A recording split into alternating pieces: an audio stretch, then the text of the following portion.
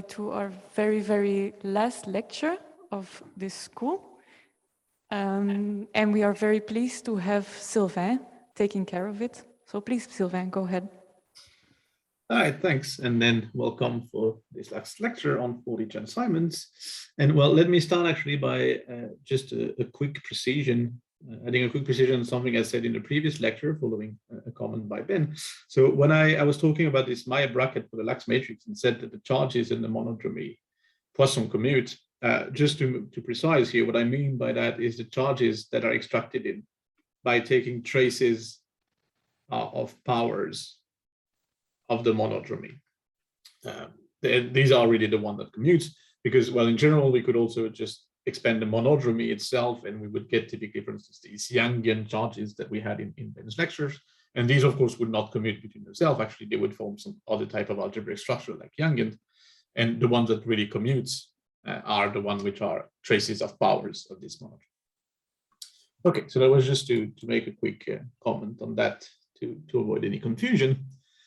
And now, well, let me then start really this lecture. And well, let me start by this kind of summarized diagram that I used before. So what we did this morning was this part here, which was defining 4D Chern-Simons theory, and in particular extracting a Lax connection from there, where we saw that the poles of this Lax connection were the disordered effect, were these zeros of omega. And now what we'll do is this part here, which basically will now, the main goal that we'll have is now to extract exactly what is the 2D field theory that corresponds to this Lax connection. And that will have to do in particular with the poles defects and with the type of boundary conditions that we put there. And that's what I'd like to explain. And for that, so let me start by a very brief reminder of 3 key points that we'll have to use now in this last lecture.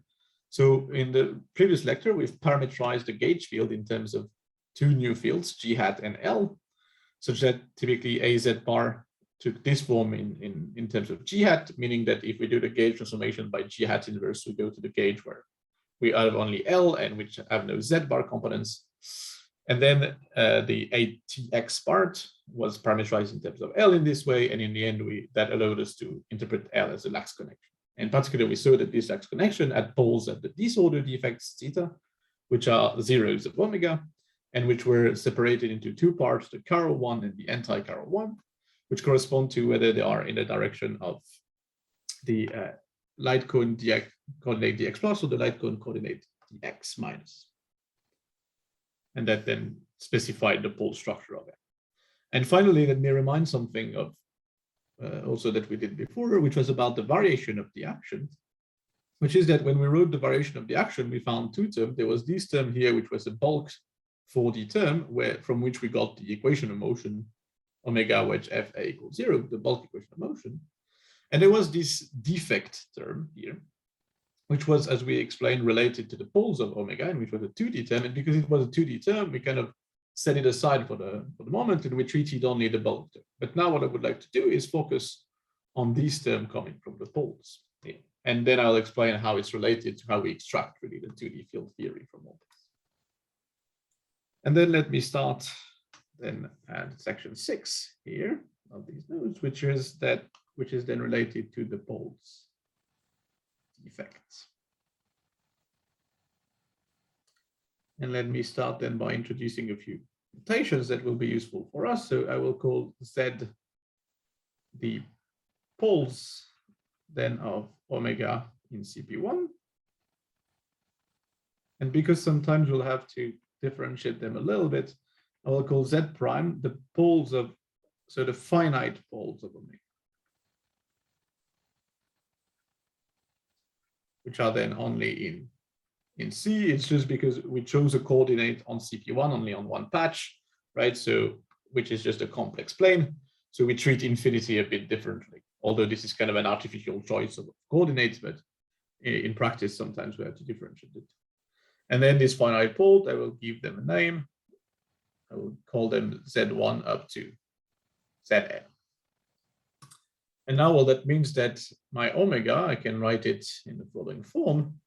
So I have a bunch of poles at my point. So at the point Z at ZR. And actually these poles, they're not always simple. They can be also of higher degree. So I can put actually a decomposition here in terms of the order of the pole, which I get by one new index P from 0 to what I will call MR minus 1, when MR measures the order of the pole. And then in this, I have some residues, or well, residues high order pole, which are just complex numbers, which I call the levels of the theory, which are the just. And then in addition, I can have, if I have a pole at infinity, this will typically take the form of something, some decomposition at infinity of polynomial type, which here I will write in the following form. So M infinity minus 1 and infinity P Z to the power P minus 1. And all this then is times dz because I'm manipulating a 1 form. And in particular, if we look at let me just briefly comment on the pole at infinity. So if you want to study what happens at the pole at infinity, we need to change the coordinate. We need to introduce psi, which is 1 over z. And now we study what happens at around psi equals 0. And for that, well, we'll need to use the fact that dz equal minus d psi over psi squared. And then you can convince yourself that if you look at omega around infinity, this looks like this: P equals 0, infinity minus 1, L infinity P over psi P plus 1, plus then something which is regular when psi goes to 0 times d psi, right? And then, well, that you can just do, it's actually an exercise to just do this change of variable and to write everything explicitly.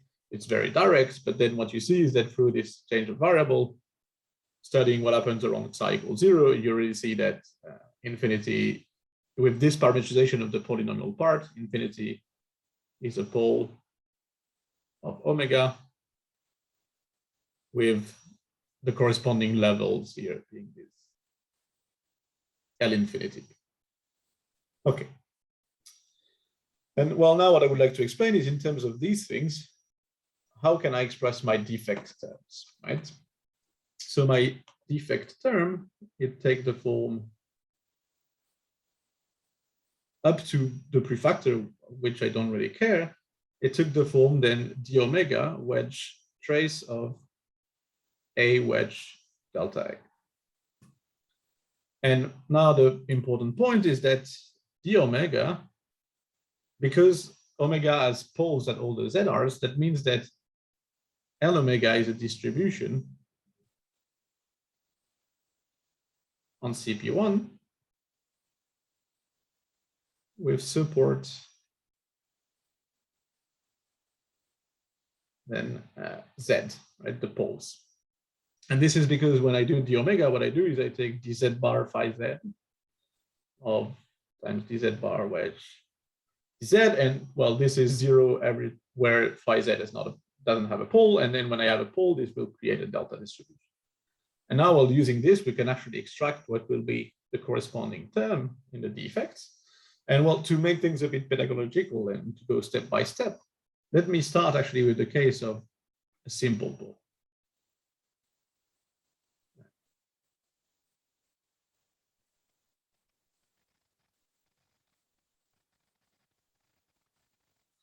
So I take, and let me call this simple pole then ZR.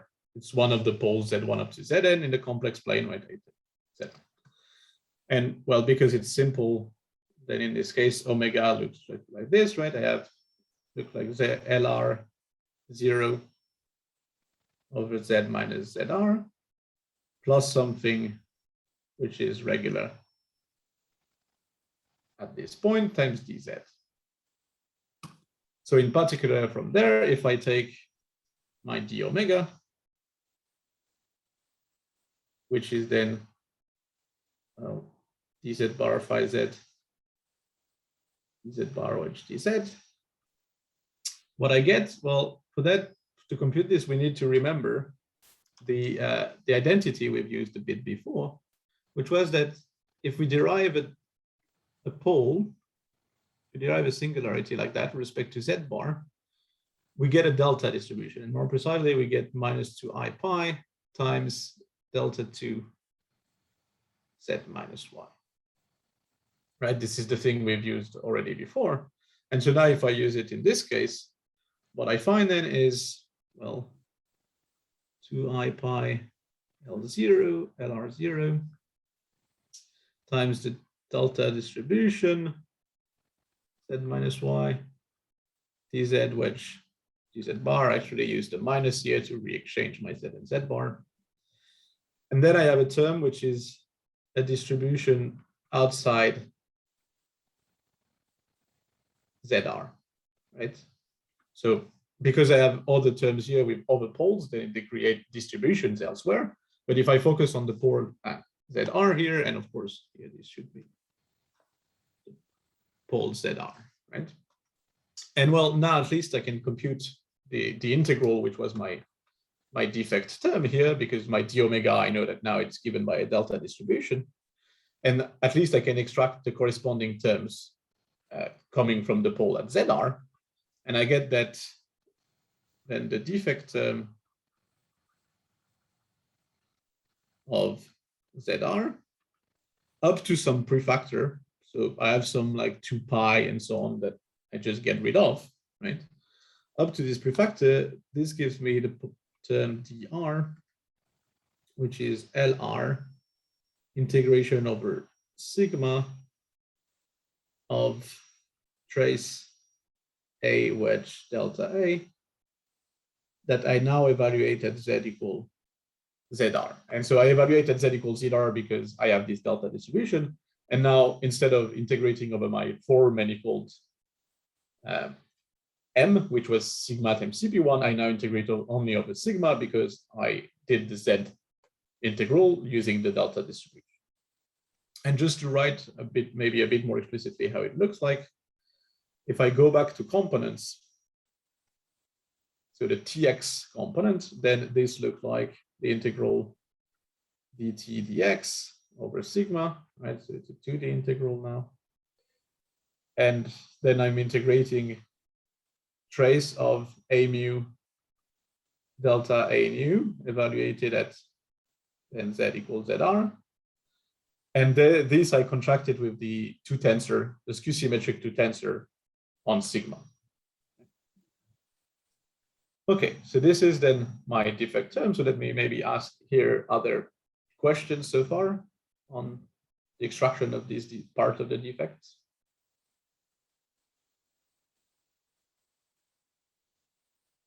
Okay, doesn't seem to be the case. So then let me continue. And let me now do the slightly more complicated case of a higher order pole.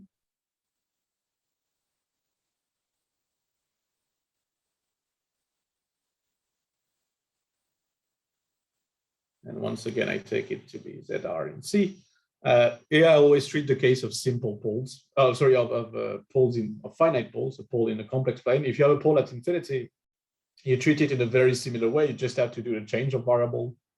Z goes to 1 over xi before, and it's just technically a bit. You have a few steps in between, but then the construction is very similar. And here for simplicity, I focus on just the finite ones.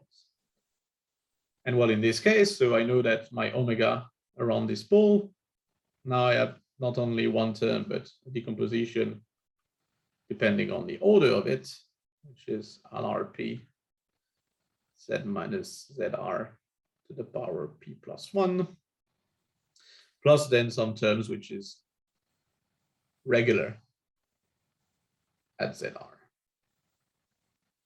And now, well, I need to know what happens when I derivate this with respect to dz bar. And for that, well, what we know is if we derivate the simple fraction, the 1 over z minus zr, we get a delta distribution.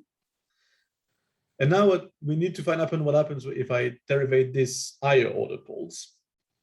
And well, the idea is you can compute that rather easily by saying that this higher order pole, I can get them by derivating with respect to z. So if I derivate with respect to z once, I get 1 over z minus zr squared. And then if I do it enough time, I can generate all the powers. And well, in front of it, I will have some minus signs and some prefactors and so on. And well, if you do this a little bit more concretely, what you get in the end, and then let me check the notes so that I don't say something stupid in the prefactors and so on. But so okay, you have a sign which is -1 to the power p plus 1 over p factorial 2i pi, and then you have the derivative p time of z minus z of the delta distribution. Okay, and well, this I leave you as an exercise to kind of really write it calmly and get all the prefactors right, but you should get in the end this. And so now I can in particular reinsert this inside of my d omega, right? And I get my d omega, then it's just a sum of a bunch of LRP with derivative of the delta distribution. And then I can put this back inside of my defect term and do the integral over the z part. And well, every time now I have a derivative of the delta distribution, this derivative will now hit the right part here. There is this part here. And I will create the derivative of this evaluated at z equals zr. And once again, you have to be a bit careful about the signs when you make the integration by part so that the z acts on the other part and so on. But in the end, what you find for the defect term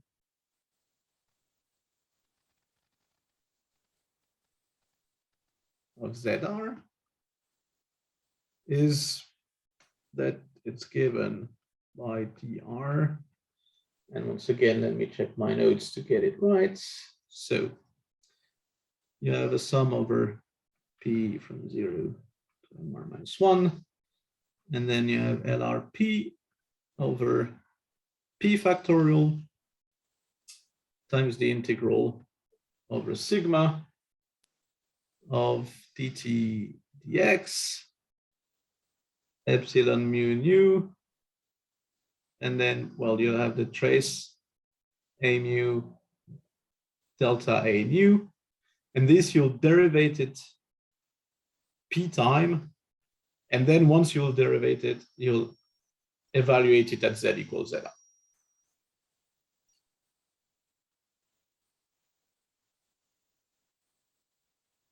Okay. And well, all these equations, like dealing with all the signs, the prefactors and so on, and doing this precisely, I leave it as an exercise. Okay. At this point, then, on this derivation, are there any questions?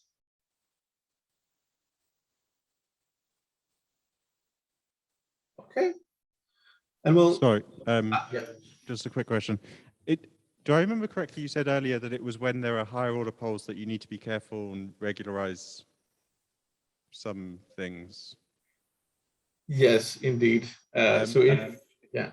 I mean, is it easy to say something about where that sits in what you said, or is it's a bit subtle, to be honest. I mean, it's a bit subtle.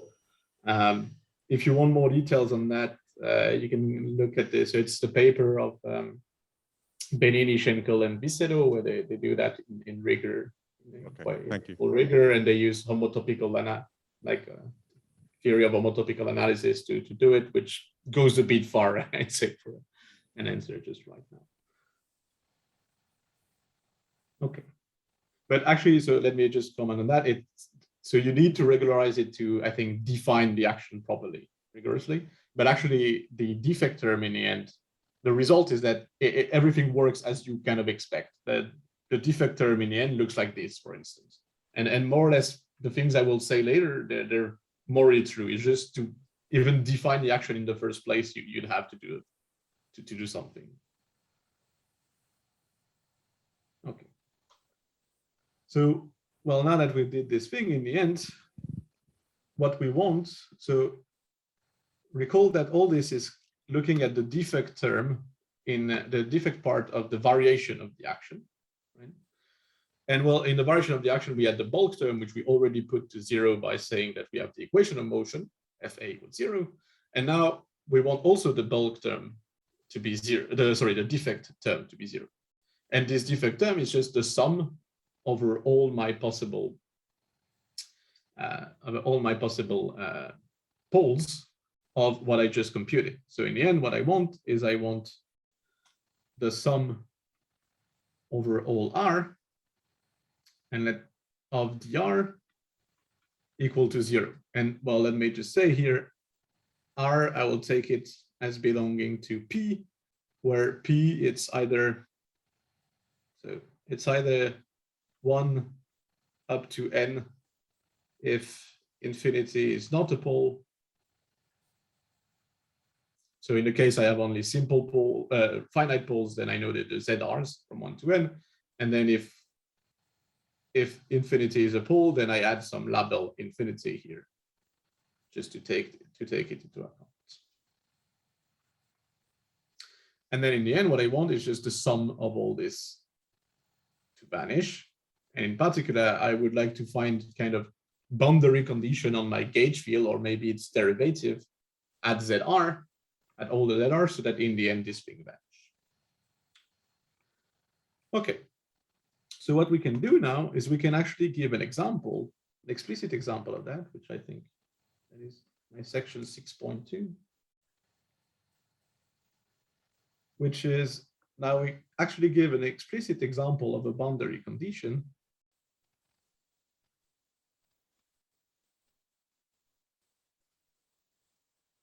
And well, to just give the simplest example, we'll actually restrict to a double pole case.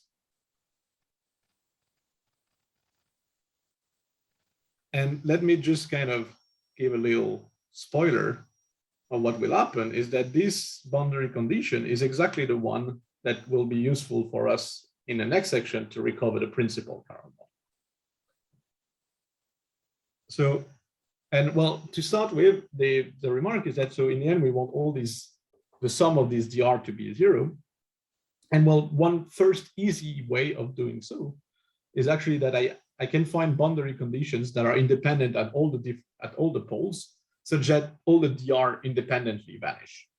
That would be a way of ensuring that the sum of the dr equals 0. And so then I will just focus here on one term, on one pole, and which I suppose here double ZR. And, okay, and well, for that, I need now to look at what is the defect term. And for the defect term, well, I look at my general formula here. So I have this formula for multiplicity MR. So now I need to apply this for MR equal 2. And then what I see is I get two types of term. I get a term for P equals 0, which is basically the one I would get from a standard simple pole already, which is the integral of trace epsilon mu nu, trace of A mu delta A nu, evaluated at Z equals ZR. And then I get the term corresponding to the higher order, to the second order pole, where now I have one derivative to take. And this derivative, then by Leibniz, it will act either on the A or on the delta A. And so I get from there I get two terms, sigma epsilon mu nu, and then I get trace of either dz A mu,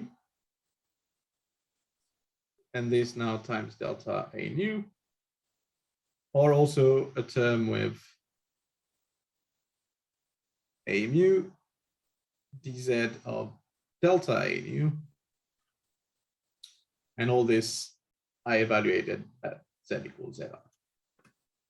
And now what I want to find is I want to find a boundary condition on A mu at Z equals ZR, and maybe also, why not, I could have a boundary condition on the derivative, because, well, I have the derivative appearing here, such that ensures that dr equals 0. And actually, the advantage of taking this simple example of one double pole is that there's a very simple one to take, which is that we'll take simply that A mu at Z equals ZR is equal to 0. And that to, well, get sure that it actually indeed implies that the that this makes it this dr 0. Let us observe that this implies also, implies that delta A mu at ZR is equal to 0, right? Because if I know that if I restrict at configuration of fields which vanish at certain point, then when I do the variation, the variation principle, the action principle, when I look at the variation, I should look at the variation delta A that also always preserve this configuration space, and that asks that delta A mu is also 0 when I evaluate it at ZR. And then if I look at my terms here, I always have actually, so here either A mu or delta A mu, which is evaluated and which vanish. Here I have the delta A mu, which will vanish, and here I have the A mu, which will vanish. And that then ensures that dr equals 0. Okay. So before we actually go to the PCM example, the last thing I want to discuss on this boundary condition is the question of the compatible gauge transformation.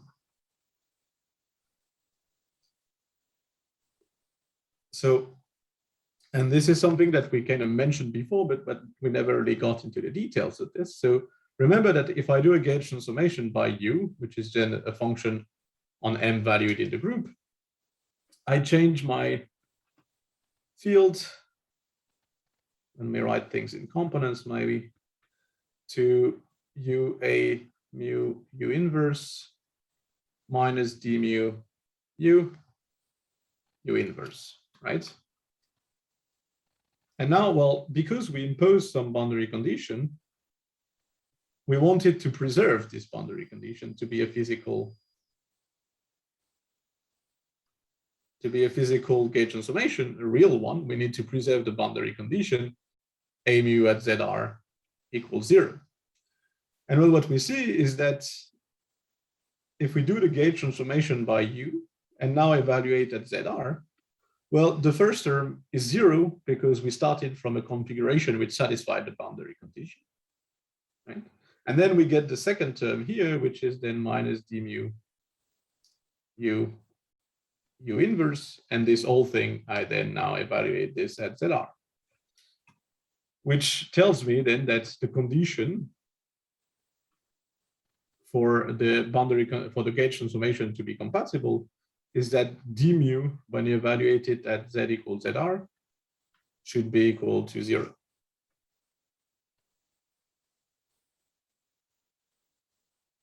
Or in other words, U at ZR is actually independent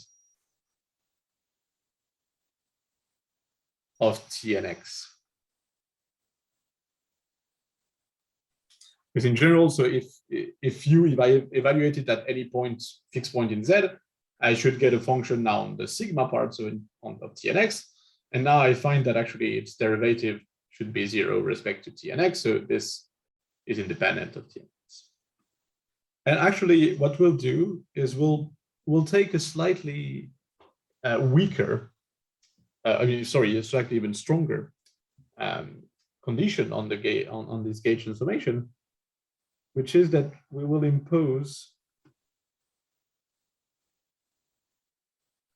that U at Z equals ZR equal to the identity. And well, that is slightly stronger because actually from what we've just saw, any compatible gauge transformation would just be U at Z equals ZR equal any constant U0 valued in the group. And here we restrict only to the one in the identity for simplicity. And then that kind of leaves some kind of residual gauge transformation, which are just all the possible constant U0. And this will actually turns out to, in the end, generate a global symmetry in the theory that we will interpret it as a global symmetry in the theory that we will create. And for instance, here we will get the PCM, and in the end, this will allow us to, this will actually be identified with the global, one of the global symmetry of the PC. Okay, so that were the main things that I wanted to say about Paul's defect in general, and well, at least give one example of boundary condition that was for the simplest one we know, which is about a double, double pole. Then we can do things more fancy in other cases. And well, now we'll go to the Principal Chiral Model and rederive it from 4D Chern-Simons. But before that, let me ask if there are any questions on this part.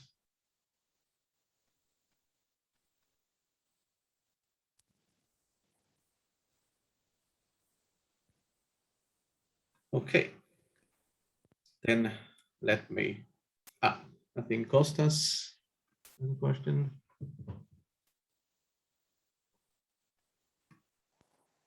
Yeah, Kostas, go ahead. You can unmute yourself.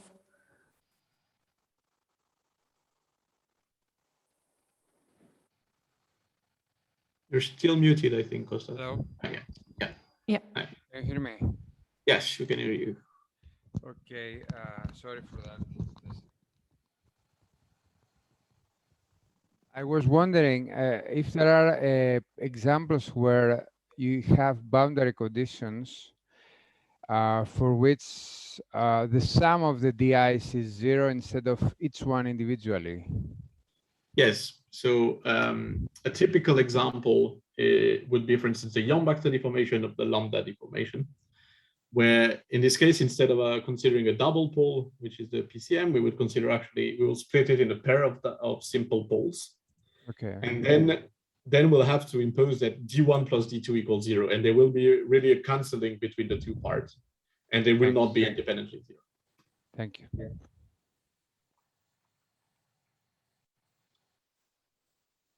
Okay, and thanks for the question. Actually, this is an important point for general cases. Okay, so then let me go on and let me explain then how we get the PCM from 4D Chern-Simons. And to start, what we'll start to do is we'll explain what is the 4-dimensional setup we start with. And in particular, when we, to define a 4D Chern-Simons theory, well, one of the main ingredients that we need to specify, so first there's the group, but here I will take any group. And then the main other next ingredient is the choice of omega. So here to get the specific model, which is the PCM, we need to make a specific choice of what is omega. And we'll here either, well, you do some tries and then you'll find what it is, or actually here we could kind of guess it, because as I mentioned a bit earlier, all these Chern-Simons theory is related to affine Godin models and also all this Hamiltonian analysis, in which case omega is identified with what is called the twist function of the model. And it turns out that the twist function of the PCM, it has been computed already some time ago, and so we can just go in the papers about this. It was in some papers by Maillet, and we can just read the twist function basically, and it would be, well, a constant parameter h, and then 1 minus z squared divided by z squared times dz. And here the h will exactly be in the end the same constant h as Ben had as in his lecture. And well, to look a bit at the properties of this omega, well, if we look at the poles of omega, which I call z, well, what we see is that we have a pole at z equals 0. And actually, you can convince yourself that if you look at infinity, because you do the change of variable, z goes to 1 over xi, and the dz will create a 1 over xi squared. In the end, you also have another double pole, which is at infinity. And so we have two double pole. Okay.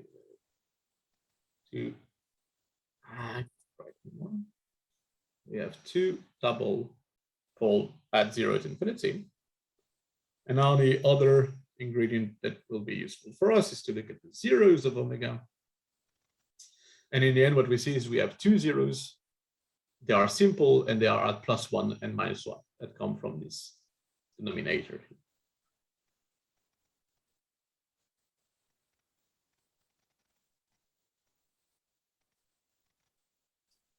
Okay. And well, now from there, what we'll have to do is we'll have to put boundary conditions at these double poles so that, well, to ensure that the defect are 0. And because we have double poles, well, we just treated this case in the example. And we just saw in this example that we can simply put a mu vanishing at these points. So here we'll simply impose two boundary conditions.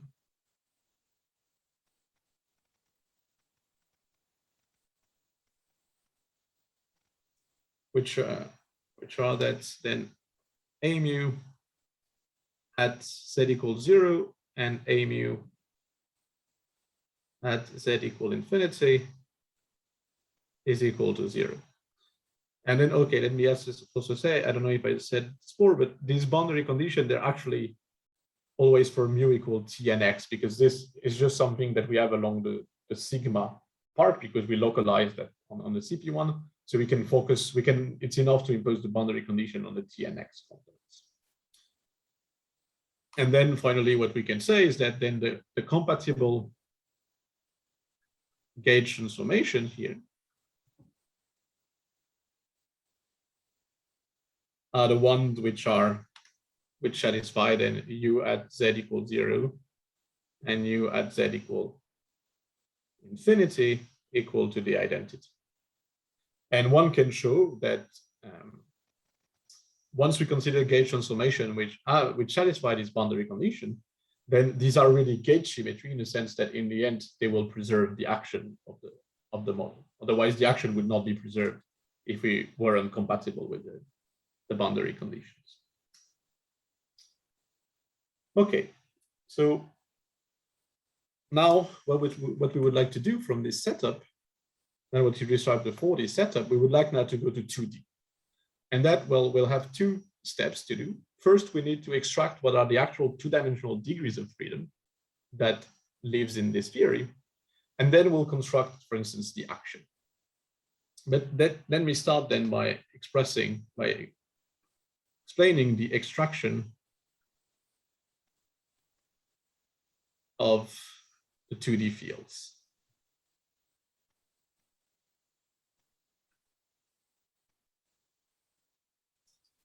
And to extract the 2D fields, we'll have to come back to one object which so far, we introduced it, but we didn't use it so much. It's the field J hat. So remember, the field J hat was a field on M valued in the group, parametrizing the Z bar component of the gauge field in the following way. And now we can ask the question, what are the degrees of freedom which are contained in this J hat?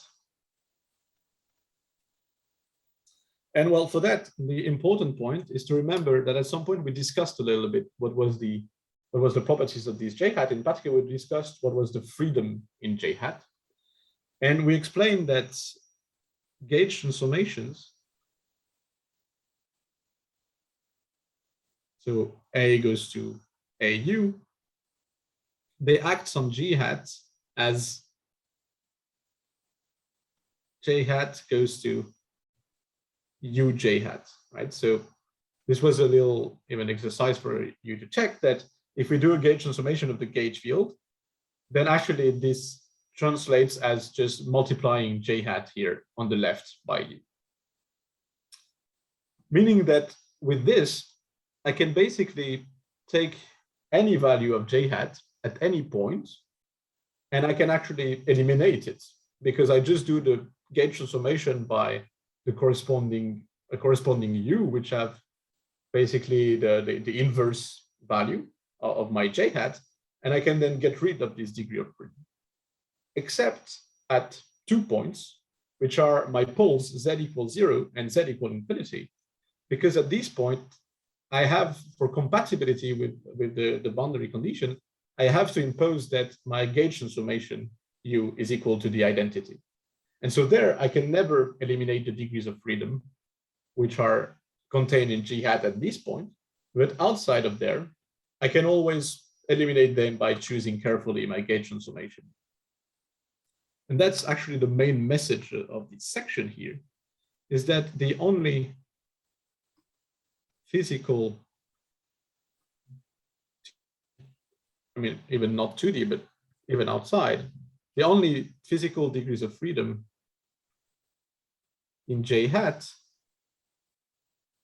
are, well, J hat at Z equals 0 and J hat at Z equal infinity, which are then extracted really along sigma cross Z, right? So what I call the poles defect, which were then 2D along sigma, but which was localized at the poles in the CP1 part. And here, this is actually the general philosophy. That was a very simplest example for the PCM, but the general philosophy in 4D Chern-Simons is it will work like that. We will always have boundary conditions at the defects, meaning that we'll have to impose boundary conditions there.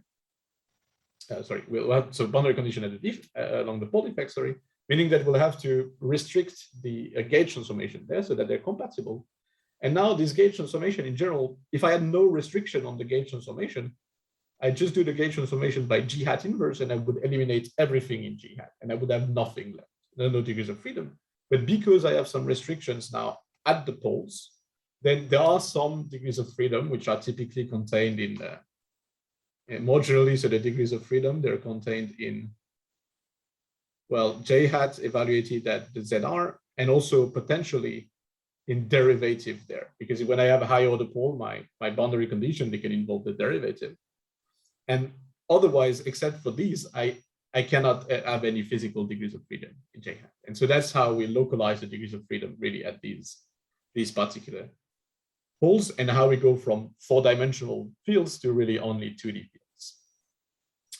And that is because basically in the bulk, in the 4D bulk, all degrees of freedom are not propagating really, not really physical, they can be gauged. Okay. Well, here the last thing I have to say before we make a break on this extraction of the 2D field. So now we have 2 degrees of freedom valued in the group, which is the evaluation. Remember that there was another freedom in J hat, which is that we could always take J hat and multiply it now on the right by some element V, which this time is only a function on sigma valued in a group. So in particular, it's independent of Z. And that was just saying that actually that doesn't even change A. It's not even a gauge transformation. It's just that if I take V, which is independent of Z and Z bar, then if I multiply J hat on the right, this of course doesn't change my parametrization of the gauge field. So this was like this was a freedom that I had, some kind of non-unicity that I had in J hat. And this freedom, I can well always use it to fix the value, to fix J hat at Z0 for some Z, equal to the identity for some Z0, right? Because by doing this transformation, well, because it does not depend on Z, I can do it only at one point, but at least at one point, I can eliminate one additional degree of freedom by setting it to the identity. And here, what I will choose to do is I'll choose to put J hat at Z equal infinity to the identity, this additional freedom, because I had only these 2 degrees of freedom left after gauge at E0 at infinity. Now I get rid of one of them, which is the one at infinity, okay? And now in the end, I'm left with only 1 degrees of freedom, which is G hat evaluated at Z equals 0. And this, I will call it G. And it's a 2D G valued field on sigma. And it will be the field of the PCM. And that actually agrees with what we know about the PCM from Ben's lectures, which we know is a sigma model whose field content is just one field valued in a group. And the last comment I have before we go to the break is that, well, in general, G hat was valued in the complexified group. So in general, its evaluation would be valued in a complexified group. But remember that at some point we introduced some reality conditions that we're saying that in general, if we conjugate Z to Z bar, that acts by conjugation with this automorphism and tau. And well, that means that because Z equals 0 is a real pole, then it's a fixed point in the reality condition, meaning that actually what I extract there is not valued in the complexified group, but really in the real form inside. So really my real group G. Okay, so that's what I wanted to say in this first part. Now I have extracted the fields, and then in the next part, I will extract also the action and the Lax connection. But I think now is the right time for a break and maybe questions if there are some.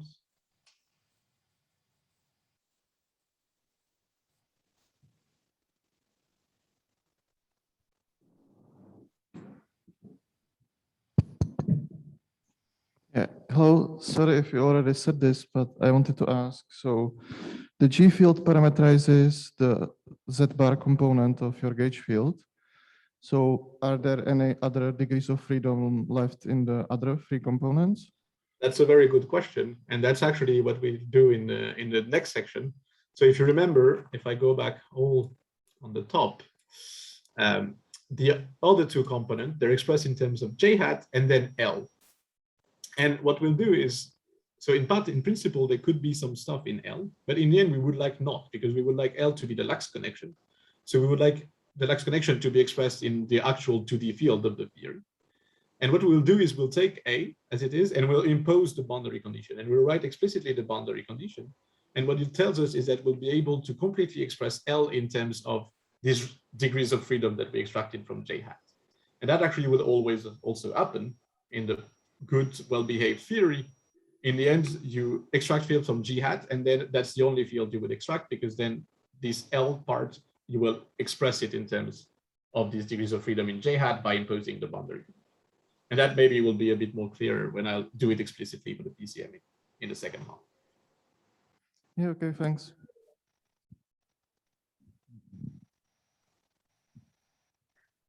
I think there are no further questions. So 5 minutes until 53. Okay, yeah, fine. Okay, great. Thank you, Sylvain.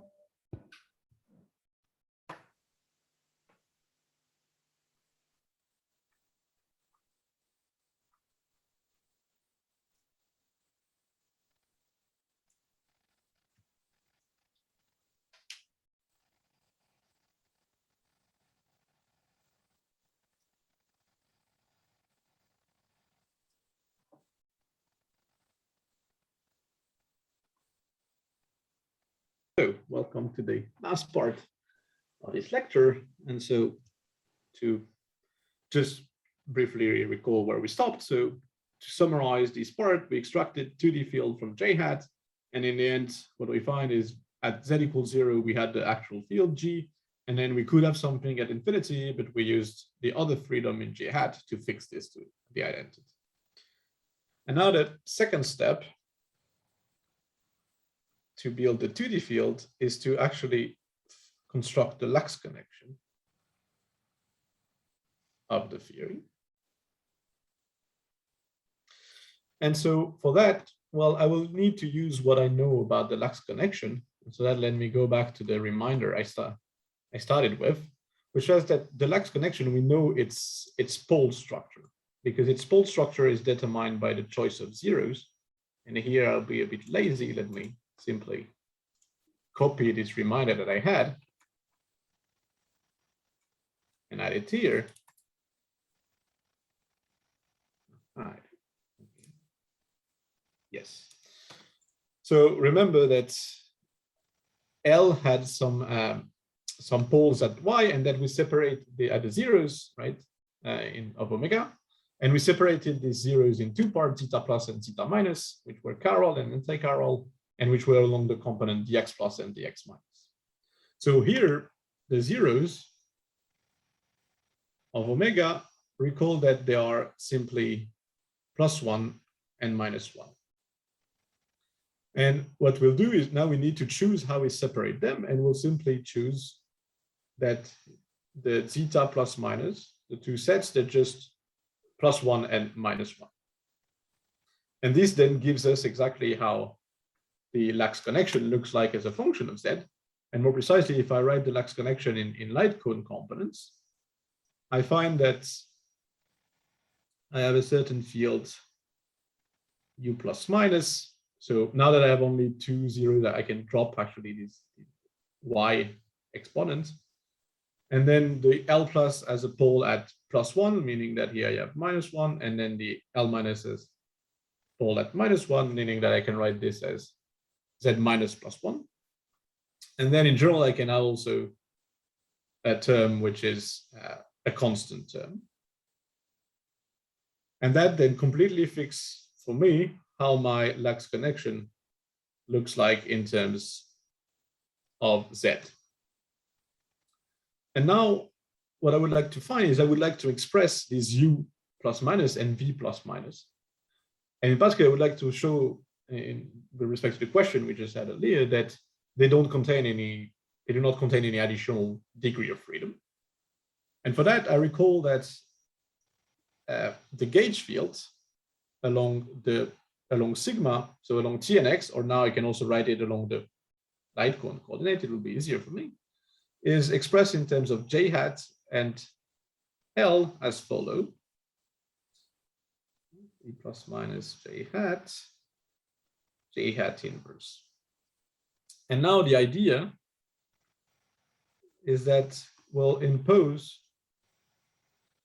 the boundary condition on A plus minus to find the U plus minus and V plus minus. Okay, so for that, we start with the boundary condition at infinity.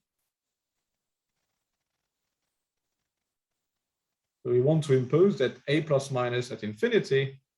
Well, remember that our boundary condition, they're really simple. We just put the gauge field at 0 to 0. And well, here, if I take this thing here and I evaluate it at infinity,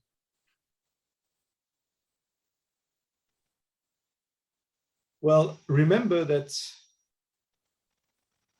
j hat, if I evaluate it at infinity, we actually put this one to the identity. We eliminated things here. So when I evaluate this thing at z equal infinity, z equal infinity, this part here is the identity, this part is the identity, this part is the identity, so actually the derivative is 0. And in the end, the answer is very simple. It's just L plus minus itself that I evaluate at z equal infinity. And now I'm happy because I expressed this in terms of L only, and I know how L depends on the spectral parameter. We find this with respect to this disordered effect story, right? Prescribing the poles. And if I evaluate this at z equal infinity, well, these terms here, we get rid of them, and we only find here the constant term, v. So this, in the end, is v plus minus. So what we see here, in conclusion, is that taking the boundary condition and using what we find on the lax connection, we indeed express what is v plus minus, and we simply find that it is equal to 0. So now we did half of the job, and we rewrote now L plus Z as simply the part Z minus plus 1. We got rid of the constant. Now we want to express U. And for that, well, we need to use the other boundary condition that we have, which is that now we do A plus minus at Z equals 0 equals 0.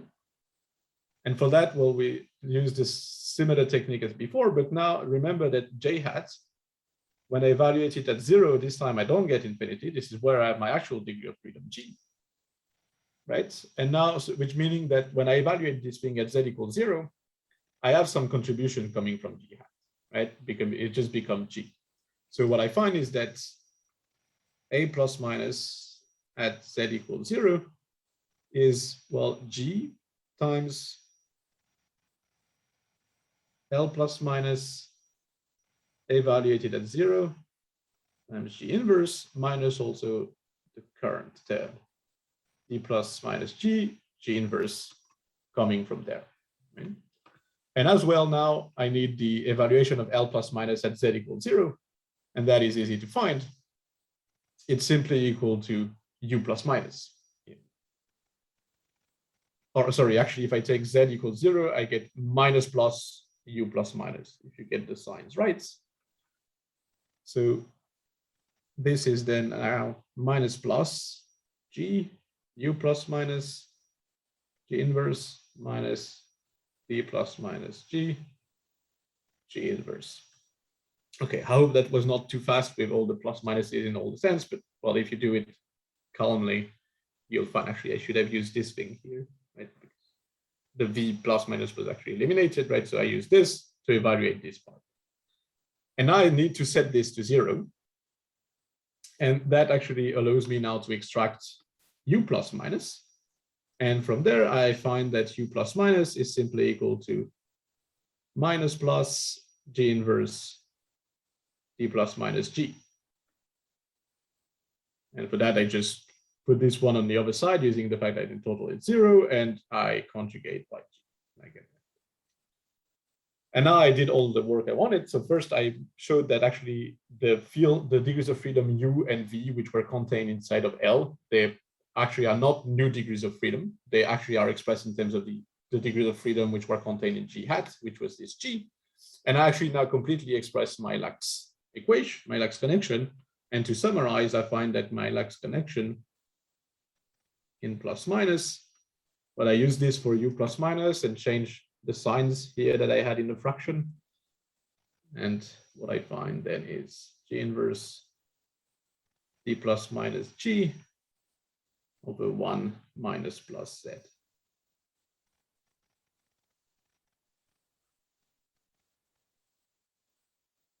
And that, well, if you remember well, that actually exactly agrees with what we saw in Ben's lecture. Because in Ben's lectures, he studied the PCM and he showed that from the equation of motion of the PCM and the Morra-Cartan equation, we find exactly this Lax connection. And what we saw here is we kind of rederived it from 4D Chern-Simons. Okay, so now the last part is actually to construct the action of the model. And this is a bit more subtle, but we can also do it. But before I go to the action, let me maybe ask, on this part, are there any questions?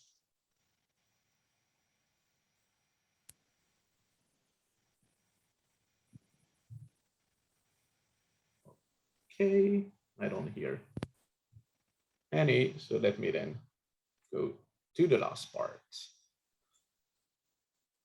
And now construct the action of the model. So the idea is the following, is we'll reinsert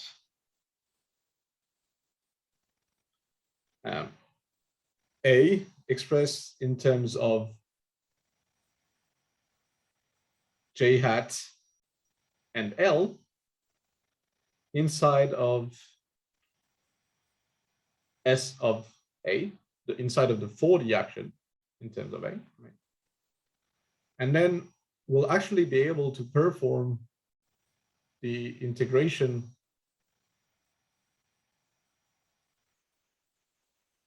over the Z part in CP1. And that will give us then a 2D action, which is only in terms of along sigma. And actually the magic is that in the end, this 2D action will be expressed in terms only of the 2D field G. I mean, in some sense, we should expect it because we've showed just before that this is the only degrees of freedom that remains after gauge transformation, right? So that's the actual only physical degrees of freedom. But we'll see concretely also in the computation that only G will survive in the action. Okay, And so for that, there are actually a few like intermediate steps. And the first thing is we need to kind of prepare J hat. So remember that in J hat, we have argued that the only degrees of freedom are the one at 0 and infinity, and we eliminated the one at infinity. But then, I mean, in the end, we will want to reinsert J hat in the action. So we might as well use the gauge in which it's the simplest, right? So we want to use simple gauge for J hat. And basically, I can choose whatever gauge I want, as long as the value at 0 is my field, my 2D field G, and the value at infinity is the identity. And what I'll do is the following. So I'll take my point here, Z equals 0. So here I'm working in the complex plane. And well, around this point at Z equals 0, I will draw some kind of cycle, which is a cycle with radius a. So in the Z plane, this corresponds to the modulus of Z equal to some number a, which I fix arbitrarily. And on this part here, I suppose that my J hat is actually, well, constant in terms of Z, but it still depends on T and X, and it is equal to G of Tx, right? So I know that I need to impose that at Z equals 0, its value is G, but because I know that outside of Z equals 0, I can do whatever I want. Well, what I say is that in a certain disk outside around Z equals 0, I just put it to the value of G itself, independently of Z. Okay. And then what I know is that if I'm very far, if I'm close to the infinity, then I need actually G hat to be simply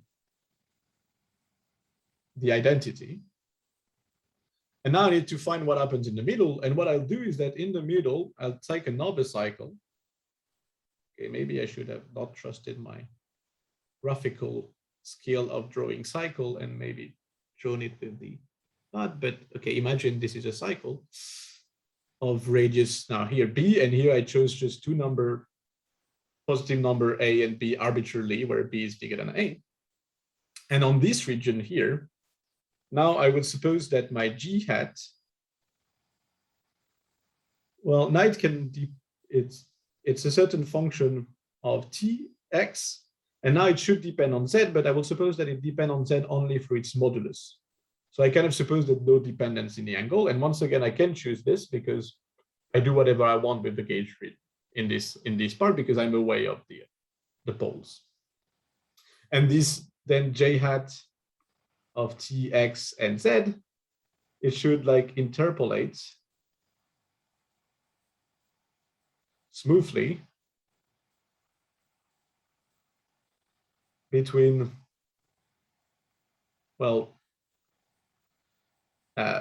G of Tx at Z equal A, right? If I am in this inner cycle, now at this inner cycle, I get G, and then the identity at Z equal B, right?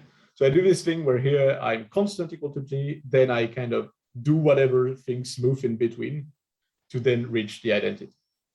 And actually, more generally, we always, at least in some cases, we would like to go to this kind of gauge where around each pole, we have some kind of small island where the value is constant equal to the field we extracted there. And then we decrease somehow until we reach the identity. And we have some small islands located around each pole that can be as small as we want. And if we manage to go to J hat in this form, we call this the archipelago condition because it's just a bunch of islands. And if we have this condition, then it's actually easy to extract the action from it. But that is not always true. That depends on the type of boundary condition and the type of poles. But at least in this example, we managed to get there. Okay. So now before I go to the computation of the action, are there questions on this choice of J hat?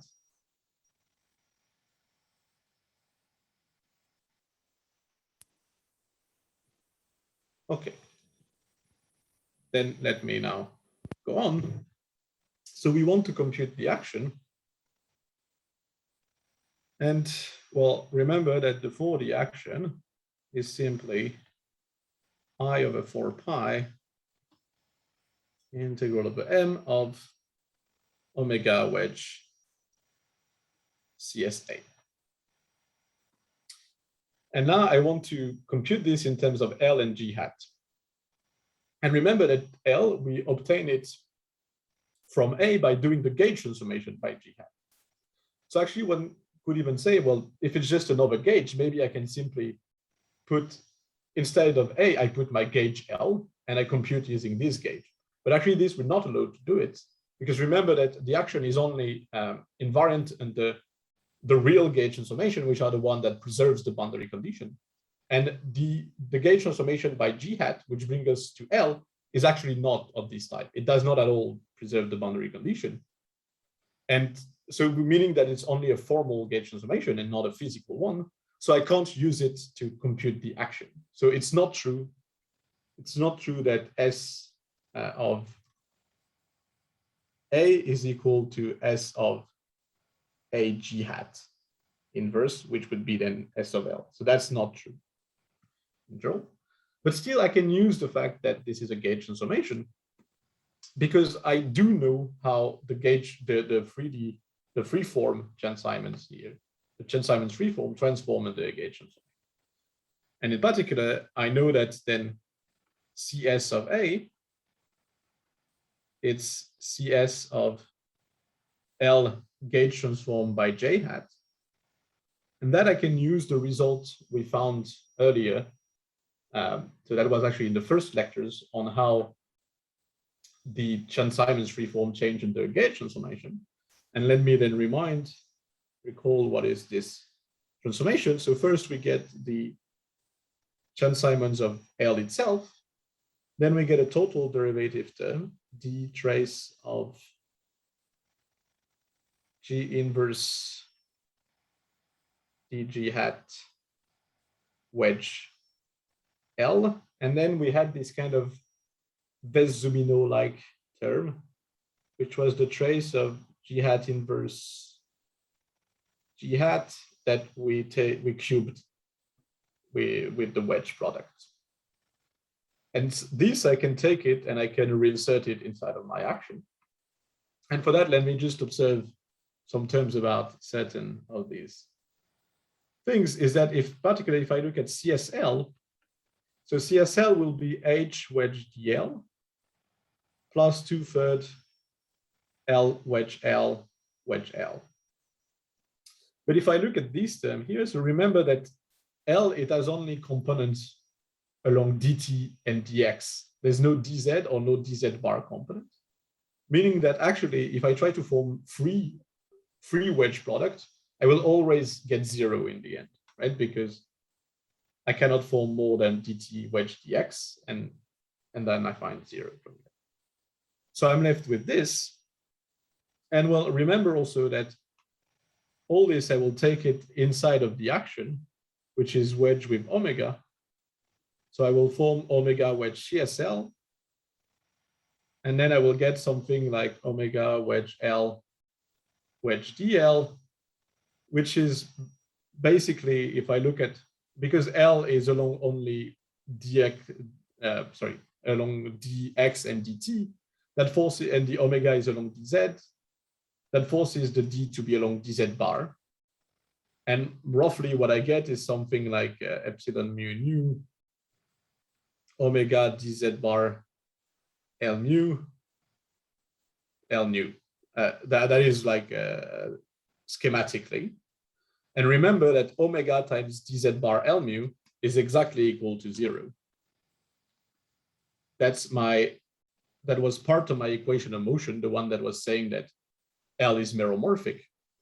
So actually, this part also will vanish when inside of the action. So actually, I get no contribution from this part. Now I can look at the contribution from this part here. And this one, well, it's a total derivative. So if I would integrate this just on its own, I would get 0 because I would get only a boundary term. But now remember that I should wedge this with omega. So what I do now is the standard trick. I first create a total derivative by the Leibniz rule, meaning that, and this total derivative, I can get rid of them because it's boundary, meaning that now I should pay the price of doing the Leibniz rule, and I should now move my d and make it act on omega. And so in the end, if I take all this into account, I'm sorry if maybe this was a bit fast, but what you get, so no contribution from this term. This term will contribute as I over 4 pi integral over m, where now the d acted on omega. So d omega wedge trace of g inverse, so g hat inverse, g hat wedge L. And then I have a term coming from there, which is then plus I over 12 pi integral of omega wedge the trace j hat inverse dj hat cubed. Okay, and so that will actually be useful for us. And then we observe that although we are in the section about the PCM, here we didn't make any assumption on omega or anything on j hat. So actually this is true all the time, this computation so far.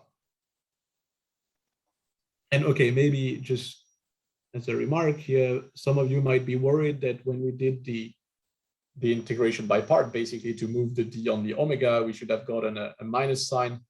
But remember that we're dealing with forms here. So actually the Leibniz rule has some minus signs at some points.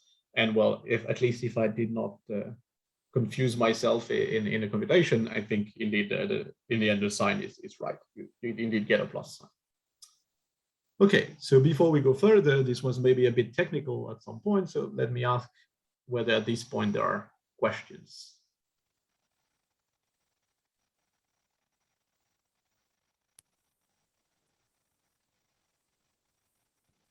Okay, so then let's go on. And well, now what we want to do is we want to compute this explicitly, and we'll do it 2 times. So we have this first term that will compute, and then we'll have this second term, and we'll compute them separately. And actually, I will focus mostly on this one. This one will be a bit faster in the end. But let's focus then. So let's focus now for the moment on the first term 1. And well, for that, I need to compute it. And in particular, what I would like to do is I would need to integrate over z. And that actually I will be in the right way of doing so, because I have a d omega. And remember that d omega is just, well, dz bar of phi z, dz bar wedge dz. And this dz bar of phi z just create a 0 except at the poles of omega, where it creates a distribution. So this is actually a distribution with support. So sigma times the poles, which are just at 0 and infinity in the case of the PCM. Okay. And then what will happen is then this term 1 will be a term coming from the pole at 0 by doing the distribution at 0, and a term coming from the pole at infinity.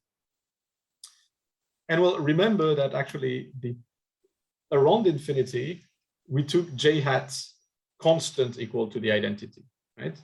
So recall that j hat equal identity around z equal infinity. This was this thing we did with this island story, right? That around infinity is just constant equal to the identity, meaning that actually the contribution coming from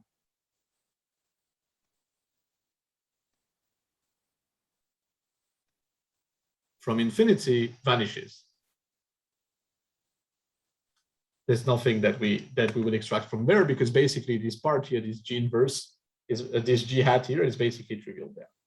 And well, let me maybe mention that because in phi z we have double pole, in omega we have double pole. In general, we don't have only a Dirac distribution that would evaluate G hat at infinity, but we can also have derivative of the Dirac distribution. So we're not concerned only about J hat at infinity, but also about the derivative of J hat at infinity.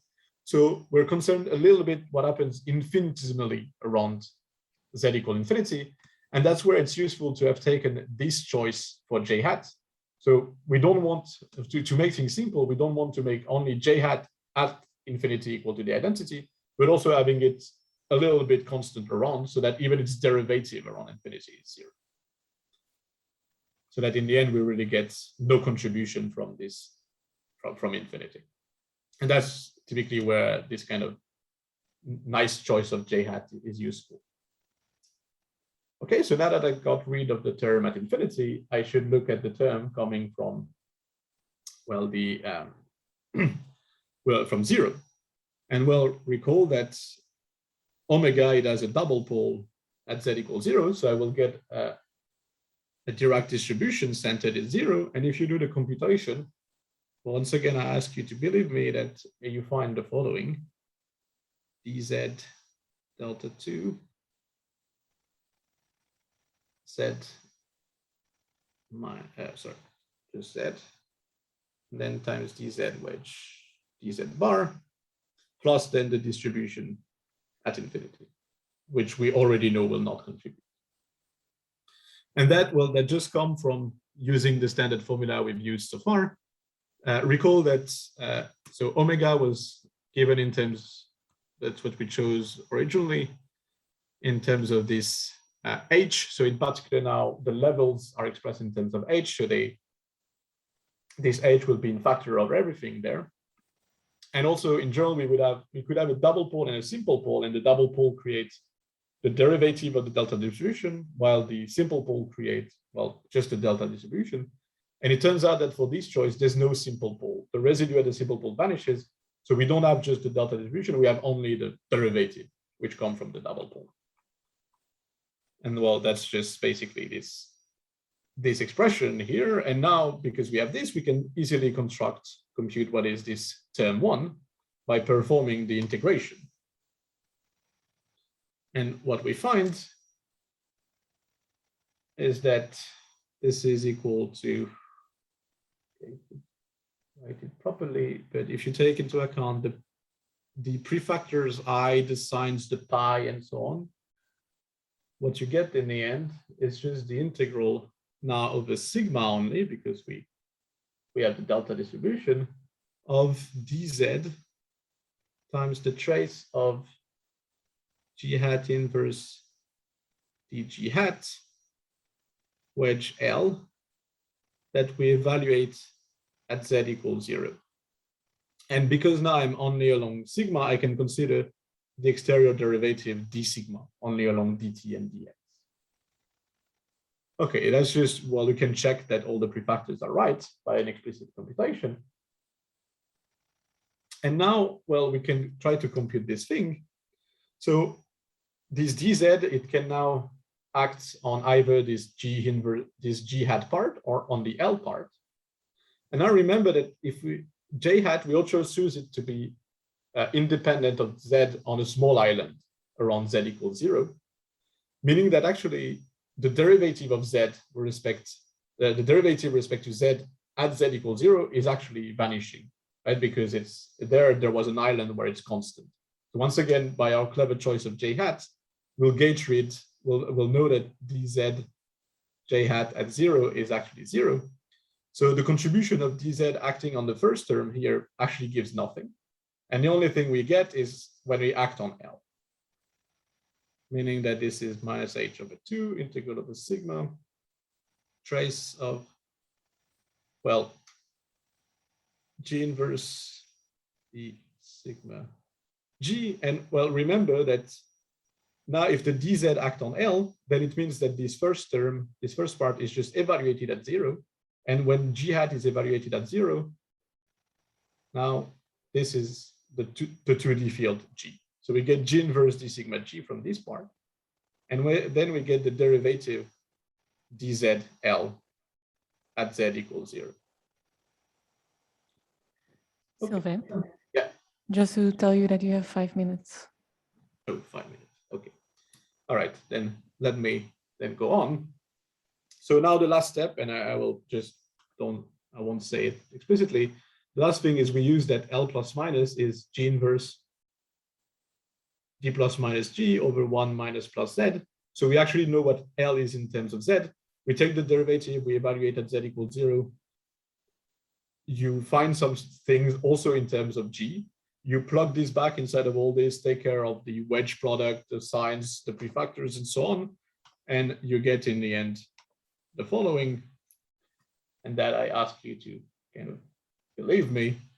We get minus H integral over sigma dx plus dx minus trace of G inverse D plus G, G inverse D minus G. And this year, we actually already recognize from Ben's lecture the action of the PCM. And well, this was to really illustrate that in the end, you can perform the integral of the Z and you just find this expression here, which is we recover the standard action. So recall that this was just the first term. The second, so we in the end expect the second term to be 0. And the second term, well, you might recognize that this looks a bit like a Ves-Zumino term. And indeed, in the end, this will contribute to the Ves-Zumino term. So what you do is using the fact that the choice of J hat that we had depending only on the radius, so on the modulus of Z and not on the argument, not on the angle, you perform the integral over the angle and you find that a 3D term. And this 3D term is just then a Ves-Zumino term. And actually what you find is that this Ves-Zumino term, it just always comes with the residue of omega in front at the pole you chose. And it turns out that for the choice of omega we had here, we had a residue which was vanishing. And so that's why we get the PCM alone. And then by changing a little bit omega, by adding now a residue at the poles, at double poles, we would find not the PCM, but PCM plus Ves-Zumino. Okay, so then let me go on to the conclusion. Now that I did this example of the PCM. So, okay, just conclusion. So, well, there's two main points that maybe I want to say in the conclusion. The first one is, well, basically exploring it's that using this 4D Chern-Simons theory, the ideas that we just explained here, we can explore the panorama of integrable sigma models. And well, here, so we saw the example of the PCM. As I mentioned, there's also the Yang-Baxter deformation, the lambda deformation, and many other cases, some new ones also. And also let me mention that there are a deep relation with all this construction with what are called E-models. And we've also heard about E-models in Ben's lectures. And actually, it's also interesting because this is in relation a bit with the double formulation that we've also heard in other lectures. And okay, unfortunately, I don't really have the time to go into there, but in some sense, the E-models is another equivalent phase of all this story about 4D Chern-Simons and affine Godin models. And well, that raised some question about whether we can maybe use this thing to like classify a lot of integrable sigma models. So that's still an open question, but that goes more into this idea of really exploring all the integrable sigma models, because this is a very systematic way of building integrable sigma models. And well, another question that maybe I just would like to mention is the question of quantization. So all the things I've said so far were at the classical level. And of course, what can wonder what happened at the quantum level. And that's, well, in general, this is a difficult question. So because we have integrable field theories at the classical level, we'd like to use all the techniques of integrable quantum field theory in the at the quantum case, and we'd like to use some of the techniques we've heard, for instance, in Anna's lecture about the Bethe-ansatz or things like that. And this, well, we can do some things in general in integrable sigma models. For instance, we can use a bit the idea of factorized scattering theory and constrain the factorization and find some information about the spectrum, supposing that the integrability is preserved at the quantum level. But in general, finding really a full quantization from first principle of this integrable sigma model is hard. And because there are some problems, including what is called the non-neutral locality problem.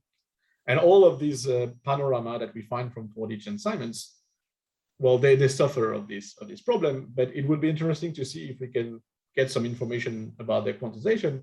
And for instance, if this new approach of 4D Chern-Simons can give us some new insights about this quantization, because it offers a very new perspective on the story. And so hopefully this will actually give us some indication on how to solve this actually long-standing problem of first principle quantization of integrable sigma. And then I guess I'm running out of time, so I should stop here. Thanks.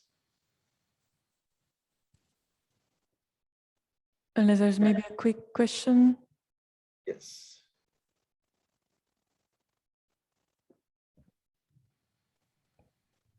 Yeah, I have a question. So you mentioned that you can reproduce the Yang-Baxter deformation using this formalism. And I was wondering whether there is an interpretation of Poisson-Lie symmetry or duality at the level of the four-dimensional. Yes, very good question. And well, indeed, there completely is. So Poisson-Lie duality will happen when you start with the same omega, but you choose different boundary conditions. So starting with, you choose the same omega, but then you have different ways of making the defect term equal to 0. And for instance, if you start with the omega, which have two simple poles, then there is a choice of boundary condition, which gives the Yang-Baxter model, and another choice which gives the lambda model.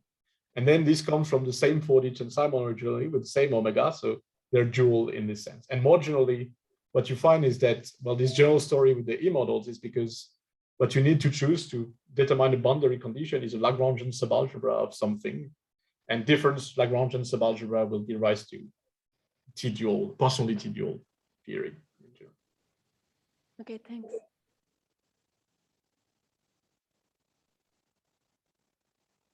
Okay, any further questions? I will refer you to Slack, of course. So let's give Sylvain a very warm applause for his very nice set of lectures. Thank you.